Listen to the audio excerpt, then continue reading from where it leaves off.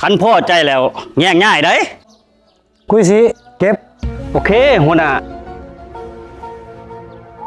เอ้าหัวหน้าเขาเฮ็ดยังหัวหน้าโอ้ยหัวหน้าเขาตายแล้วบอกคุยสิมึงฆ่ามาให้หยังก็หัวหน้าสั่งกูสั่งมึงตอนไหนหัวหน้าสั่งให้เก็บข่อยก็เก็บโอ้ยบอกปึกกูสั่งให้มึงเก็บขนมบ่ได้สั่งให้เก็บมัน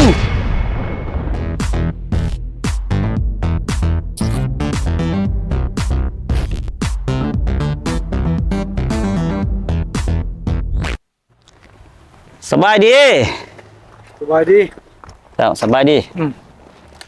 อันนี้บอที่ดินของบริษัทแสงแก้วแบงค์ปันทรัพย์ที่จะขายนี่แม่แล้วนี่ได้ไอ้จอยศรีวิไลเจ้าของบริษัทดินนี่กว้างเท่าใดขายทั้งหมดบ่หรือว่าแบ่งขายทั้งสองอย่างตามใจลูกค้าสะดวกอยากได้แบบใดเอาหมดนี่แล้วว่าแต่ว่าดินนี่ขึ้นกับบ้านใดโอ้บอนเฮาอยู่นี่บ่ขึ้นกับบ้านคามง่อยเมืองไส้เสถานครหลวงเวียงจันทน์เขตชุมชนนี่โอเคฉันเอาหมดเลยนอกจากต้นนี้แล้วนะยังมีต้นอื่นอีกบ่โอ้ยยังมีหลายเว้าเรื่องดินหั่นบริษัทแสงแก้วแบ่งปันทรัพย์เฮาหั่นมีดินแบ่งขายหลายจุดหลายหม่องอยู่บ้านหน้าไห้เมืองหาดทรายฟ้องนครหลวงเวียงจันทน์ก็มีแคมทางคอนกรีตคักแน่อยู่บ้านดงโพสีก็มีหลายตอนนอกจากนั้นอยู่เมืองโพนโฮมแข็งเวียงจันทน์ก็ยังหลายมี15 เฮกตาร์พุ่นเจ้าสิเอาบ่โอ้บริษัทแสงแก้วแบ่งปันทรัพย์เจ้านี่มีดินขายหลายบ่อนเนาะจอยกูเอาหมด15 เฮกตาร์คันสิเอาหมดหั่นติดต่อกับเมียข่อยด้วยกงโลดนางแสงแก้วหั่นเด้นางเพ้อเว้ออยู่หั่น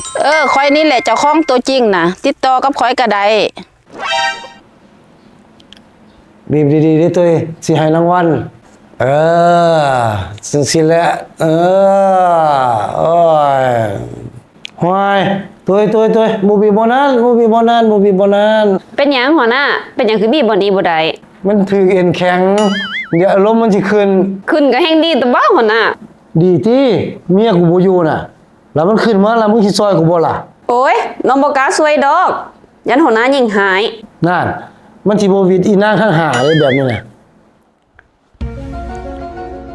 หัวหน้ามีเรื่องสิรายงานว่าจังไดเรื่องอีหยังเครื่องตัวหัวหน้าสร้างหั่นได้แล้วได้หั่นโอ้ดีคันซั่นน่ะว่าแต่สิส่งมอบกันตอนใดตอนนี้แหละหัวหน้าคันซั่นมึงไปเก็บอาวุธให้พร้อมเพื่อความปลอดภัยเรื่องอาวุธบ่ต้องห่วงนี่หัวหน้าข่อยเก็บพร้อมไว้แล้วโอเคไปเฮานะ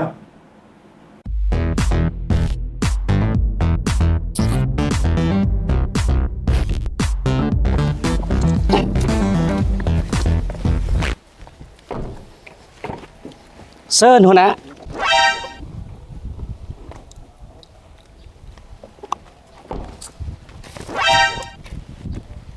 บ่กุ้ยสิมายังหัวหน้ากูจ้างมึงมาหยังเดี๋ยวนี้กางคันหมแล้วมึงเฮ็ดจังไดเดี๋ยวนี้น่ะก็กางแล้วเด้หัวหน้าแล้วมึงคือบ่กางให้กู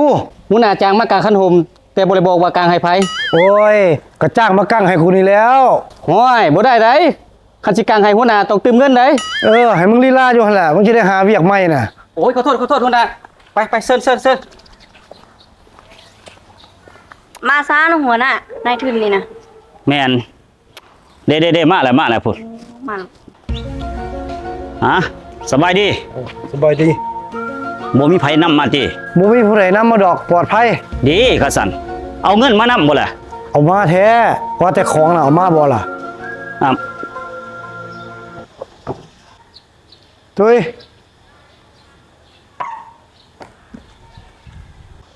เสกเบิ่งเงินครบหัวหน้าโอเค 10,000 กีบตามจำนวนครบแล้วตัวว่าตุ้ยเซ็กของ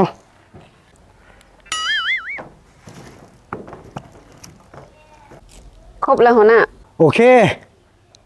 คุยสิลองเครื่องเบิ่งมันจะคักแค่บ่แน่นอน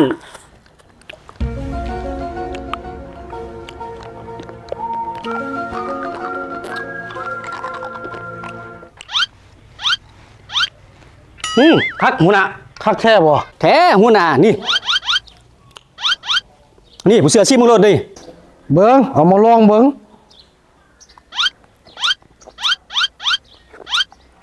รสชาติคักหวานๆเข้ม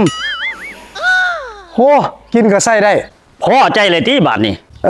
พอใจละตุ้ยซิเบิ้งสีเบิ่งก่อน แซ่บอีหลีหัวหน้า คันพอใจแล้วแย่งง่ายเด้ กุยสิเก็บ โอเคหัวหน้าเออ เอ้าหัวหน้าเขาเฮ็ดหยังหัวหน้าโอ้ยหัวหน้าเขาตายแล้ว บอกกุยสิ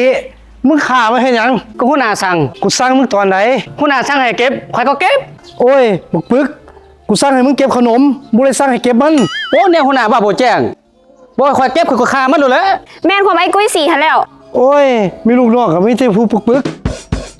บริษัทแสงแก้วแบ่งปันทรัพย์อสังหาริมทรัพย์จำกัดมีที่ดินจัดสรรแบ่งขายที่ดินงามเขตซุ่มซ่นทางเข้าทางออกสะดวกมีไฟฟ้านำประปาครบที่ดินมีหลายเขตหลายตอนเซ็นเขตบ้านขามง่อยเมืองไส้เสียฐานครหลวงเวียงจันทน์บ้านหน้าไฮเมืองหาดทรายฟ้องนครหลวงเวียงจันทน์บ้านดงโพสีบ้านทามวงเมืองหาดทรายฟ้องอยู่ใจกลางบ้านนอกนั้นยังมีที่ดินอยู่เมืองพ้นโฮงแขวงเวียงจันทน์และเขตอื่นๆอีกหลายตอนอย่าลืมพี่น้องท่านใดที่อยากได้ที่ดินปลูกสร้างราคาถูกอยู่ในเขตซุ่มซ่นใกล้ทางคอนกรีตอย่าลืมบริษัทแสงแก้วแบ่งปันทรัพย์อสังหาริมทรัพย์จำกัดมีทั้งขายสดและขายผ่อนสนใจโทร 020 54 637 237 020 55 046 307 บริหารงานโดยเสียติ๊กและนางแสงแก้ว